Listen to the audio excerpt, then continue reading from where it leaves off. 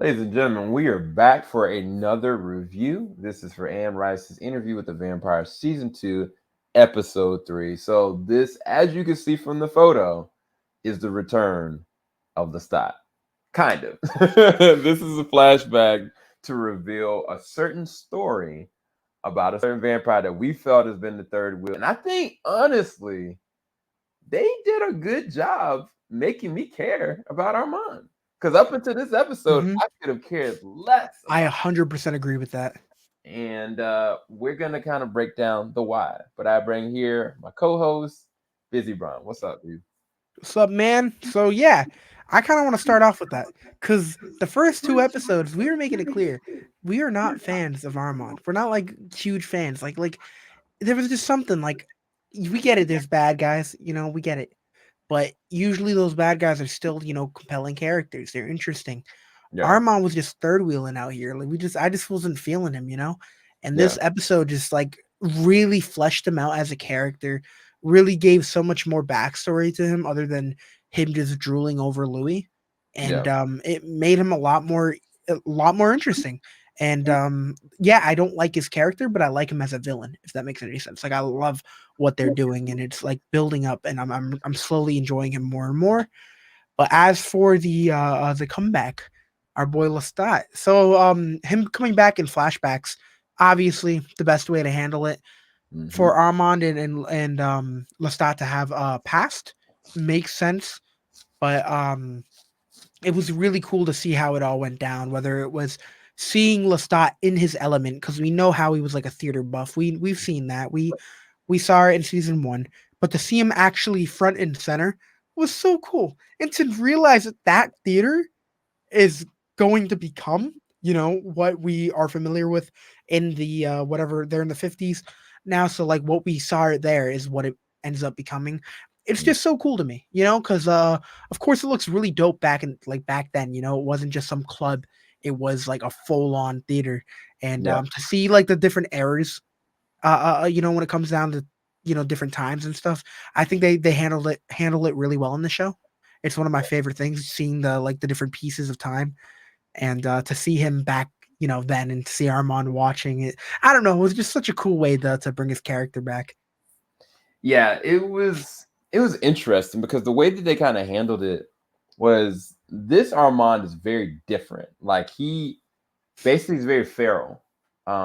He kind of loiters around.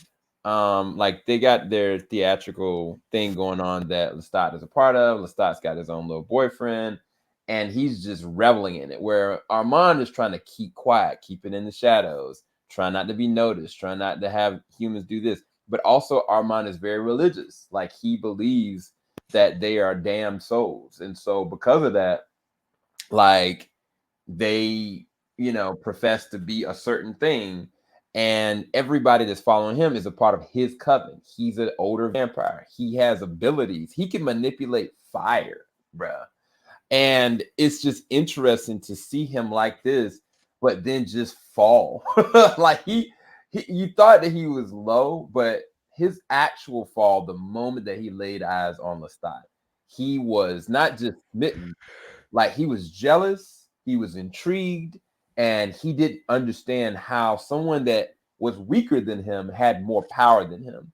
And it's crazy because that's such a switch from what we remember of Lestat, because Lestat's always been the person in control. And honestly, even when he showed up and he was kind of conversing with Armand, I was like, he's trying to use him. And you find out, the moment that he kind of won up on Lestat, like Lestat again, he had a lover, and Armand was kind of assessing how to size him up. Like, yeah, I got to check this dude.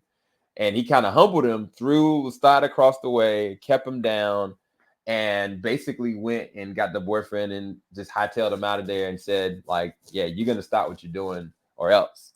Lestat comes back with the gosh darn crucifix. And that's their whole covering up, because they were like, wait, that's sacrilege. He's disgracing like Christ. And how can he do that and not get burned alive? Like, that's not what you told us.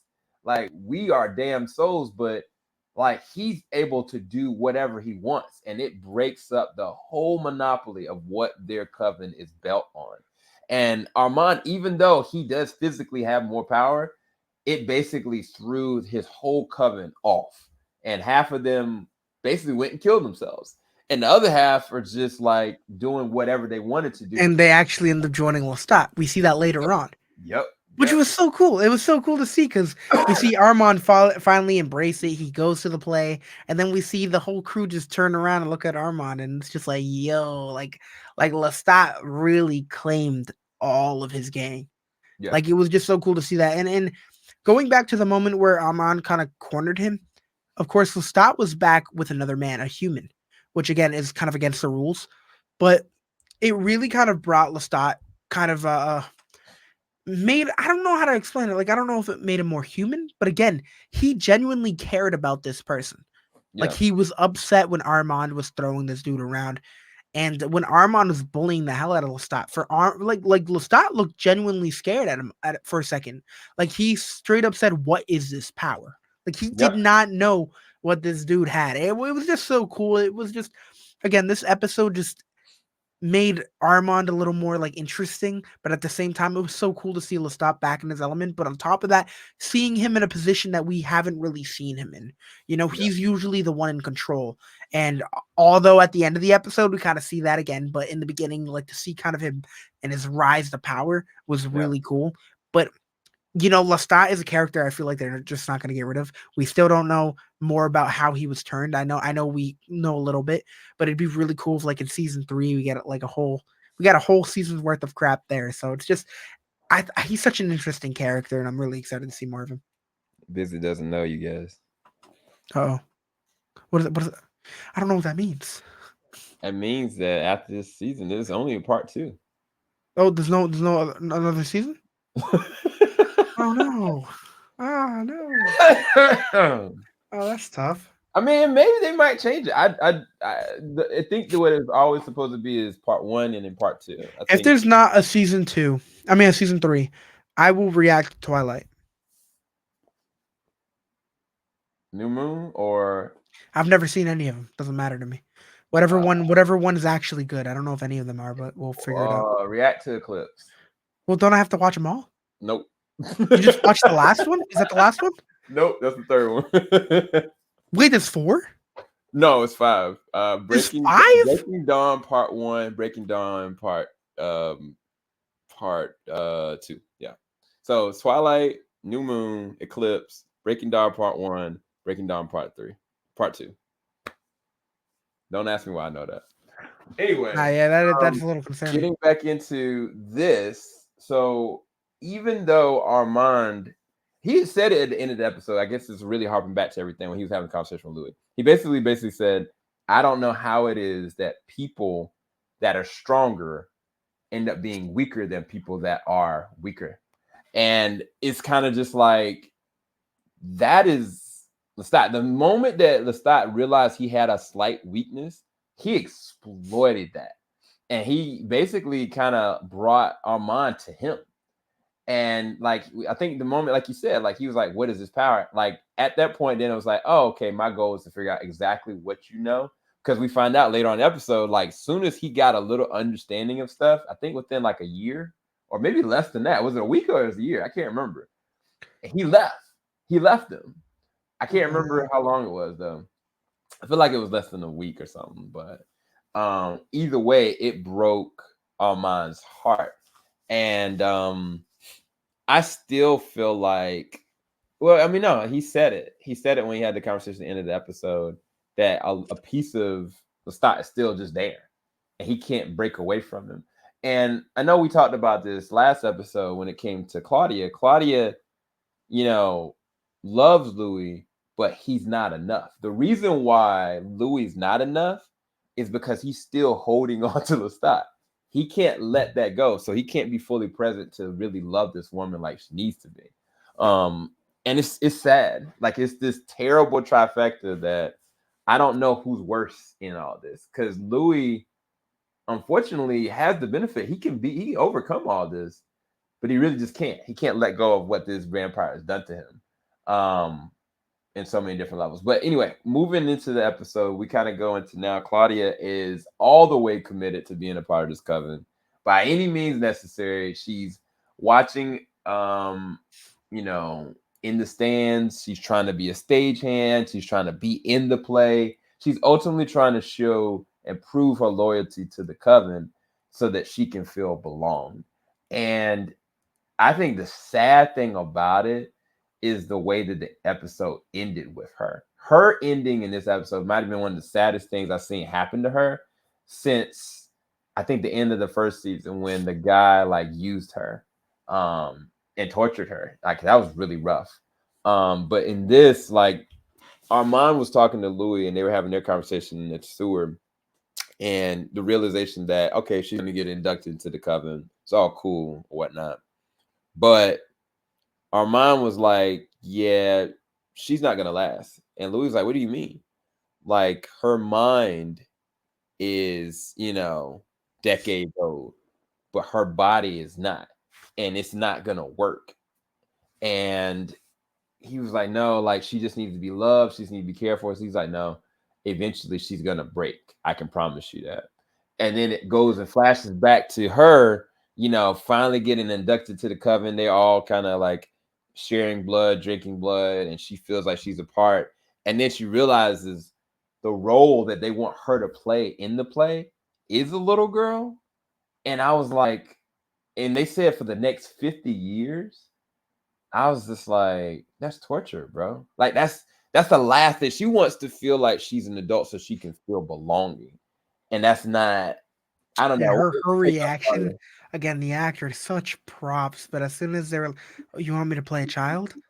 Like to see like her face. Oh my god, she's so good, so good. Both of them have done. Again, I can't stop but praise.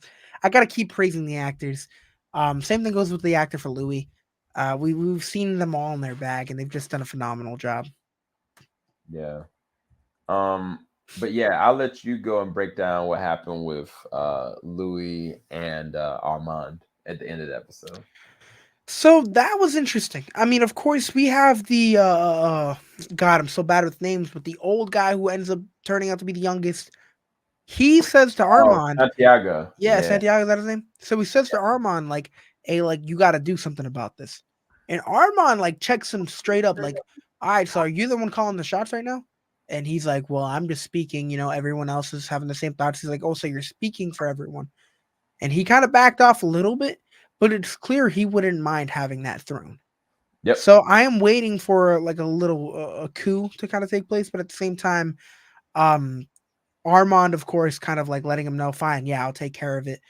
But when they find out he didn't take care of it, we know shit's gonna go crazy. But to see that entire moment of Louis kind of slowly realizing what's gonna happen, and then when he realizes he might die, his first thought was, "Yo, make sure Claudia, you tell her she's beautiful every day. Make sure you tell her this. Make sure you tell her that." And then, of course, he brings that one liner that we heard when we saw Armand and Louis interact for one of the first times, and that was, as long as I'm here, like I will never hurt you, or something like that.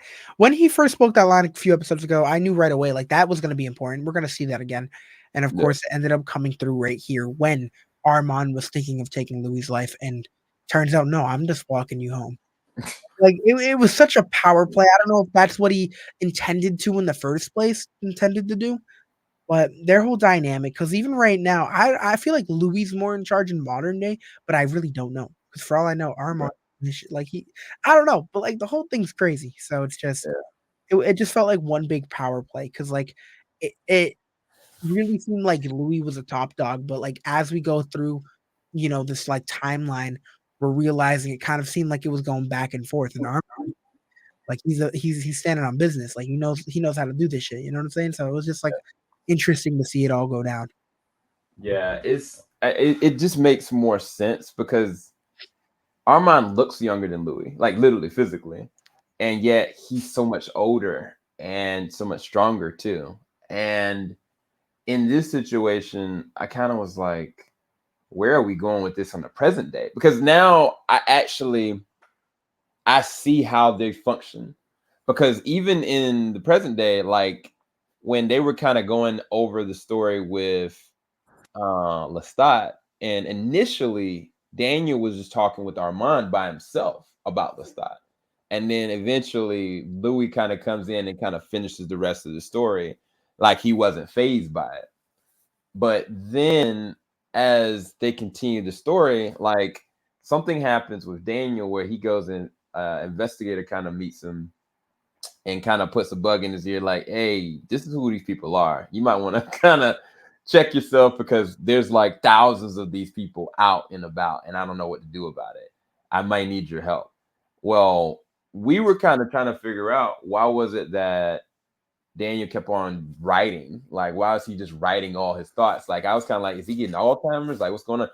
He's trying to make sure they're not reading his mind. So he's writing it down and piecing back through it so that it throws them off as best he can. And he's also found a file. I don't know where the file information came from because it had like a picture of the theater burnt down. It had like certain records and stuff about where things are about to go within the story in the context of what they're asking him to do. And I think that at the end of the day, Claudia is the common denominator that we still don't know. We don't know why she isn't with them at this point. We don't know where the rest of the coven is. Why is Armand not with the coven? Are the coven just living there? Like, I'm leaning towards the coven went rogue and Armand dealt with him. He's the one that controlled fire. So at any point, at any time, he can kill a vampire. He literally can control fire. So that's my theory. I'm excited for it, but the way that they ended the episode, it was just it was a downer, man. It was a downer all the same as that. Wait, did that just happen? Keep going. I don't know how that happened. Downer? Is that how that happened? Keep going. I don't know how that happened. It was a downer in the sense on the emotional side for Claudia. It was a downer in the sense that we know this is not going to end well for Louis, based on how the coven is. And I don't know what Santiago is capable of. He's stronger, but I don't know, like you said, they may be plotting something. So I don't know. Any closing thoughts and final rating? Nah, man, I feel bad. I feel like Claudia's being manipulated. I'm interested to see how it plays out, but at the end of the day, I think it was another good episode. I'm standing at a B+, A-. Really looking forward for the next one for sure. Yeah, for me, this is A-. This might have been an A actually, because I think this was better than the second episode. This one, it is a lot more danger, and I don't know where the story's gonna go. And I love that. I love the fact that I don't know where it's gonna go. But I was calling Bluey. Bizzy, where can everybody find you? Find me at Bizzy Braun everywhere, Bizzy Reactions on Instagram, and you can find me on this channel doing reviews. Looking forward to covering and doing reactions on my channel for Interview with the Vampire, where you can also find Team JVS, Sam over there, so it should be awesome. Yeah. We reacted to some very interesting things recently.